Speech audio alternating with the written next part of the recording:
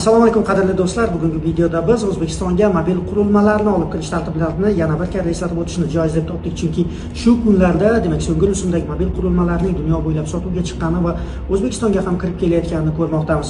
Bunday holatda bojxona qoidalarini bilib yoki bilmasdan turib buzib qo'yayotgan shaxslar ham uchrab turibdi. Mana kuni kecha Qatardan kirib kelgan yo'lovchilardan biri Toshkent xalqaro aeroportida 9 dona o'sha zamonaviy rusumdagi mobil qurilmalarni yashil yo'lakdan olib o'tayotganda to'xtatib qolindi. O'zi O'zbekistonga jismoniy shaxslar necha dona mobil qurilmalarni olib kirishlari mumkin? Ushbu savolga javob berar ekanmiz. Demak, agar siz havo yo'llari orqali O'zbekistonga kirib kelayotgan bo'lsangiz, ya'ni samolyotda kirib kelayotgan bo'lsangiz, demak 2 donagacha mobil qurilmalarni shaxsiy ehtiyoj uchun olib kirishingiz mumkin. Eslab qoling, shaxsiy ehtiyoj uchun. Agar siz temir yo'lda, avtomobilda yoki piyoda ravishda kirib kelar ekansiz, u holda har 6 oyda bir marotaba mobil qurilmalarni o'z ehtiyojingiz uchun olib kirishingiz mumkin.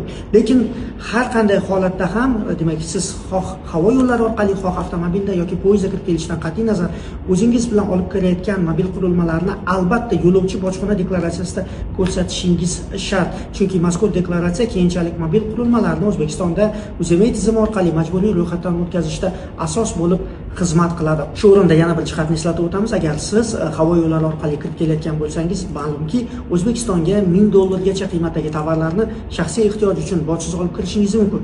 Lekin mobil qurilmalarning narxi, aytaylik, ushbu summadan yuqori. Bizdagi ma'lumotlarga ko'ra, mana hozirgi kunda o'sha eng ko'p muhokamalarga sabab bo'layotgan brenddagi mobil qurilmalarga e'tibor qaratadigan bo'lsak, ularning ayrimlari $1200 turadi, ayrimlari hattoki $1900 turadi. Bunday holatda, demak, sizga yoningizdagi boshqa tovar moddiy boyliklar bo'lmasa, mana shu shaxsiy ehtiyoj uchun mo'ljallangan $1000 limit qo'llaniladi va undan ortgan qismigagina 30% yagona bojxona to'lovini to'lashingiz kerak bo'ladi. Demak, siz olib kelayotgan mobil qurilma $1200 bo'lsa, demak, ushbu jarayonda $1000 chegirib tashlanadi va qolgan $200ning 30%, demak, $60 miqdorida yagona bojxona to'lovini to'lashingizga to'g'ri keladi.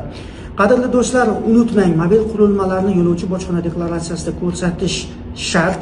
Bu keyinchalik o'sha qurilmalarni UZMI tizimidan ro'yxatdan o'tkazishda asos bo'lib xizmat qiladi. Shunday ekan, bojxona qoidalariga rioya qilishingizni so'rab qolamiz.